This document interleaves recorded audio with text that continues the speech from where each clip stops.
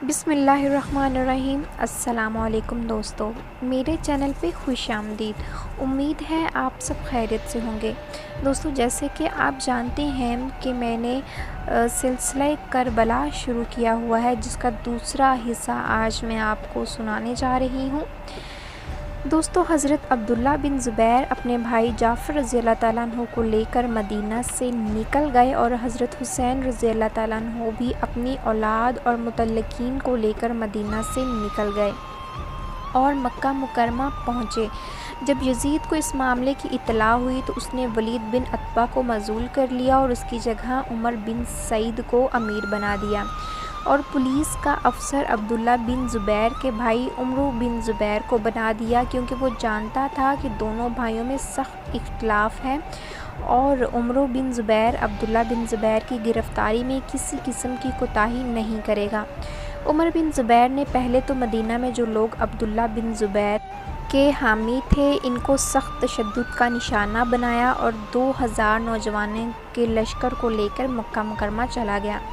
وہاں ایک شخص نے عمر بن سعید کو مکہ مکرمہ میں گرفتاری کے لیے روکا۔ اس نے کہا کہ مکہ میں ان لوگوں کی گرفتاری اللہ کی حدود کو توڑنا ہے، لیکن عمر بن سعید نے ان کی بات کو نہ مانا، اور عمر بن زبیر 2000 نوجوانوں کا لشکر لے کر مکہ مکرمہ چلا گیا اور مکہ مکرمہ کے اندر کچھ آدمیوں کو بھیجا۔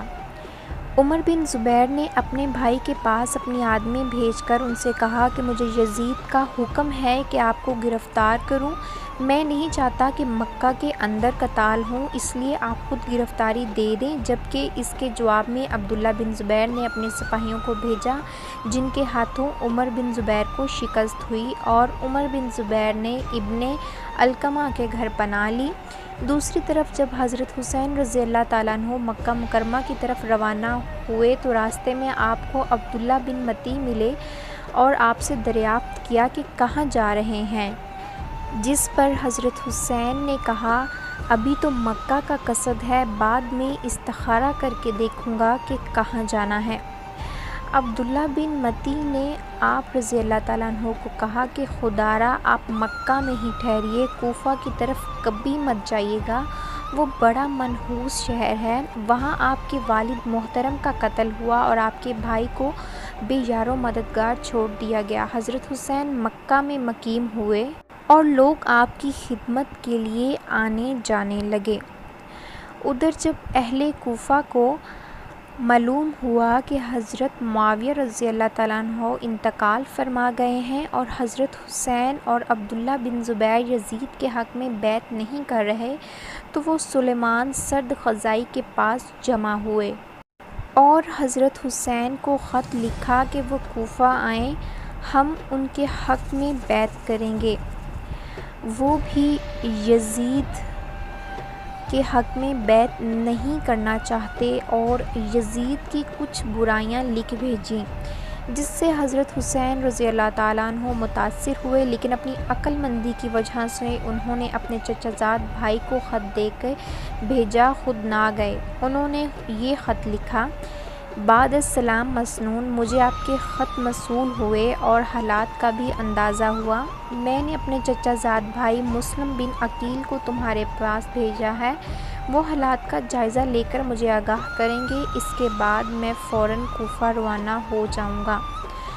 مسلم بن عقیل کوفہ جانے سے پہلے مدینہ گئے، وہاں مسجد نبوی میں نماز ادا کی اور اہل عیال سے مل کر رخصت ہوئے۔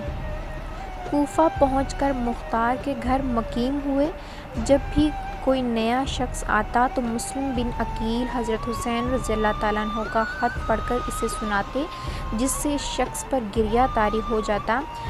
آپ نے وہاں جا کر محسوس کیا کہ لوگ یزید سے بہت تنگ ہیں اور حضرت حسین رضی اللہ تعالیٰ عنہ کے حق میں بیعت کرنا چاہتے ہیں۔ یہ حالات دیکھتے آپ نے حضرت حسین رضی اللہ تعالیٰ عنہ کے حق میں بیعت لینا شروع کر دی، اور کچھ ہی دنوں میں صرف کوفہ سے 18,000 مسلمانوں نے حضرت حسین رضی اللہ تعالیٰ عنہ کے حق میں بیعت دے دی، اور یہ سلسلہ مسلسل بڑھتا جا رہا تھا۔ دوستو، اس سے اگلا حصہ آپ کے ساتھ انشاءاللہ نیکسٹ ویڈیو میں شیئر کریں گے۔